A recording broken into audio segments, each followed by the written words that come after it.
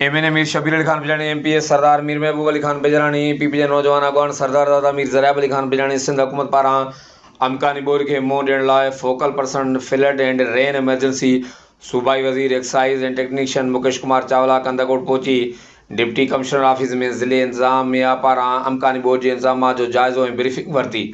इजलास में vice chairman Altaf Khan Khoso, deputy commissioner Agha Sherzaman, SSP Kashmore Kandhkot Mohammad Murad Gangro, सूबाई ऐं वफ़ाक़ी खातनि जे लाॻापियल आला मर्दरनि 1112 ज़िले अंदरि कमु कंदड़ फलाही एनजीओ जे नुमाइंदनि शिरकत कई।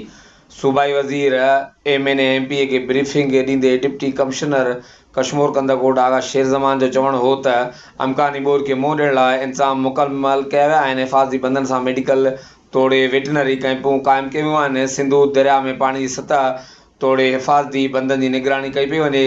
ज़िले इंतज़ामिया कश्मीर अमकानी बोर जे हवाले सां तयारु आहे। बोर वारी सूरत में सरकारी इमारतुनि अंदरि रिलीफ कैंपूं क़ाइमु कयूं आहिनि। इन मौक़े ते डीएचओ कश्मीर कंदाकोट सैयद एजाज़ अली शाह ॿुधायो त सिहत खाते पारां अमकानी बोर खे मुंहुं ॾियण लाइ तयारी मुकमल आहे। मेडिकल कैंपूं लॻायूं वियूं आहिनि, जॾहिं त सिहत खाते ऐं हिन वक़्तु वैक्सीन दवाउनि जी का बि खोट न आहे। वेटनरी ऑफिसर ॿुधायो त अमकानी बोर अंदरि जानवरनि जी मुंतकिली ऐं वबाई बीमारियुनि खां बचाव लाइ वैक्सीन वाफ़र मिक़दार में मौजूदु आहे।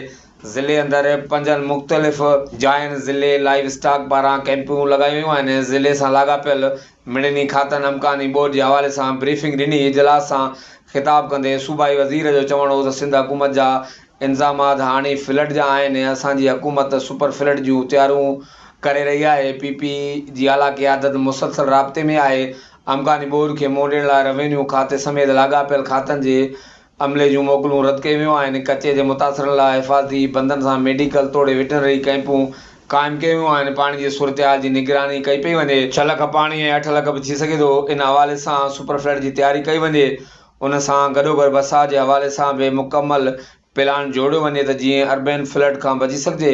इजलास सां ख़िताब कंदे एमपीएस सरदार मीर महबूब अली खान बिजानी ऐं सरदार दादा मीर ज़रियाब अली खान बिजानी चयो त अमकानी बोर जी सूरत हाल में असीं ज़िले कश्मीर कंदाकोट जी आवाम सां हर मोड़ ते गॾु आहियूं। आवाम जी मदद लाइ हर क़दम खयां वञनि। इन मौक़े ते एमएनए मीर शबीर अली खान बिजानी इजलास सां ख़िताब कंदे चयो त हिन ज़िले में 2010 वारो सैलाब ॾिठो आहे। असांखे उन मुताबिक़ तयारी मुकमल करणी आहे। ज़िले अंदरि कमु कंदड़ समूरनि वफ़ाक़ी ऐं सूबाई खाता हर वक़्तु अलर्ट रहनि, मुसलसल फोकल पर्सन जी हिदायत ते अमल कनि। अमकानी बोर खे सुहिणे नमूने सां मुंहुं ॾियण लाइ तयारु रहणो आहे।